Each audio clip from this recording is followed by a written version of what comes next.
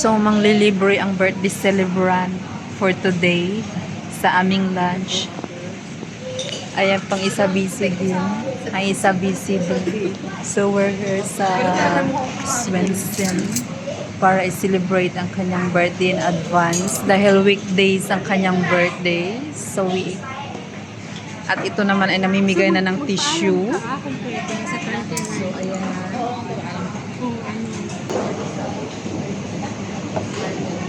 Ilang yan. Ay, baka matapos. Selfie mo. So, nilibre kami ng birthday celebrant today. At ito ay yung kanyang palibre. Tingnan nyo guys. Let's see, tingnan nyo. Picture ka dapat. So, itong palibre ni birthday celebrant. Ayan siya. O, ayan. May pizza. Possible talaga yan.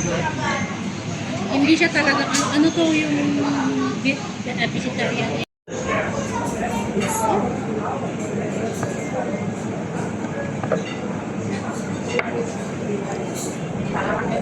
Thank you.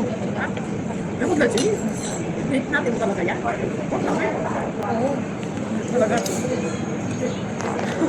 Salamat. Iba na yung pinggan ko.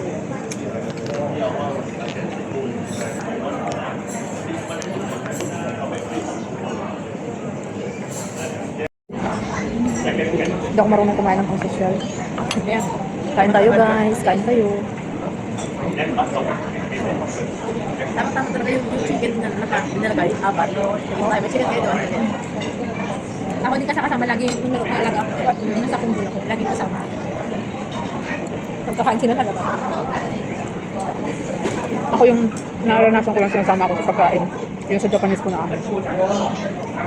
Tapos hati-hati kami yan sa pagkain. Yung kanya din naman sa din pipe. Sa isang na bata, padapag sa gabi, dito ko kasi Pero itong amo ko nito, wala. Sa Japanese restaurant, mahilig din ako dati sa Japanese. Ay, pamo ko. minsan nasa 26. Lahat ng amo ko, isang amo lang. Parang ako yung bata. Nakailang amo na ako. Nakailang amo na ako, yun lang.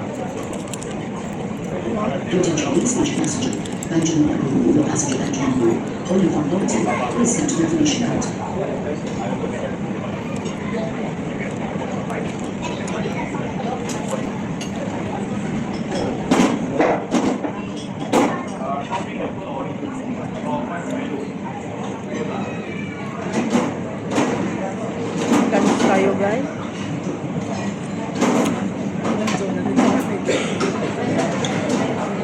Ang daming tao dito sa may sunflower na pupuntahan namin.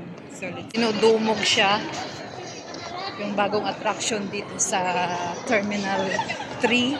Tsaka meron din sa 2. So, abangan natin. Guys, grabe yung tao. Ang dami. Litsi-litsi namin tao. Ang dami tao. Ang dami. Wow, grabe. Super dami ng tao. Buti pang sunflower, dinudumog. Charot. So, after naming kumain ng lunch, pumunta na kami dito sa pinakamaganda daw. O, fresh pa naman yung mga sunflower at hindi pa lamog. Sa dami ba naman taga-picture, taga-kuha ng video, ewan ko lang. Ang ganda nga niya, parang gusto ko na nga bitbitin pa uwi. Kaso hindi pwede.